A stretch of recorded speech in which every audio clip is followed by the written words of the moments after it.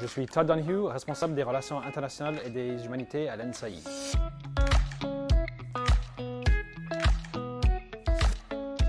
Il y a plusieurs dispositifs qui existent pour partir à l'international pour les étudiants à l'NSAI. Ça peut être une mobilité académique, ça peut être un stage ou ça peut être un double diplôme à l'international.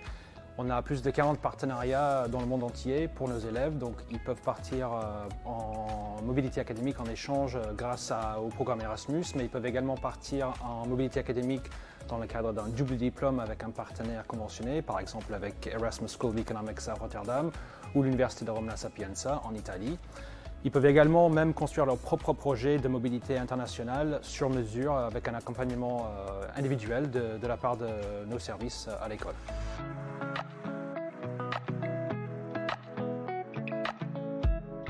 Alors les statisticiens publics, ils ont également la possibilité de partir à l'international, même si ce n'est pas demandé, ce n'est pas requis pour être diplômé à l'école. Donc les attachés ou les statisticiens publics ont la possibilité de partir lors d'un échange académique en Erasmus, comme les ingénieurs, au sein d'un réseau de partenaires universitaires, un réseau qui s'appelle EMOS, c'est le European Master of Official Statistics. Ce réseau, c'est les universités qui sont labellisées par Eurostat pour la qualité de leur formation en statistiques publiques. Donc l'NSAI propose également le Master Sciences des données pour la décision publique qui est labellisé par EMOS, d'ailleurs la seule formation en France à être labellisée EMOS. Et nos élèves dans ce master peuvent partir en double diplôme avec notre partenaire à Rome, l'Université de La Sapienza.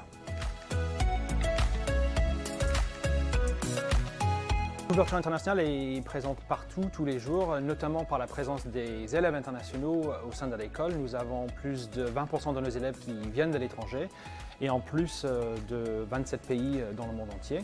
Mais au-delà de la présence des internationaux à l'NSAI, il existe également une politique de Internationalization at Home où l'école œuvre dans le sens de l'internationalisation pour les élèves qui ne peuvent pas partir ou qui restent au sein de l'école, c'est-à-dire à travers des cours scientifiques proposés en anglais ou même la mise en place des cours sur l'interculturalité pour les options des élèves à l'école.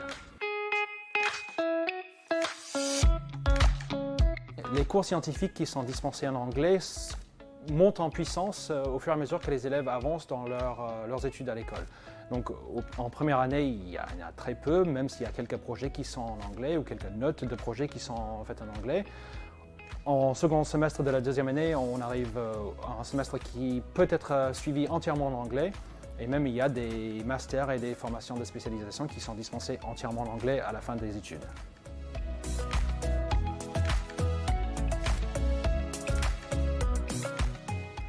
L'ouverture internationale et surtout une expérience à l'international est un atout majeur pour nos élèves. Ça permet de développer des compétences transversales qui permettent aux élèves d'être plus attractifs sur le marché du travail. Donc l'employabilité qui est augmentée surtout par cette expérience internationale ou internationalisée au sein de l'école.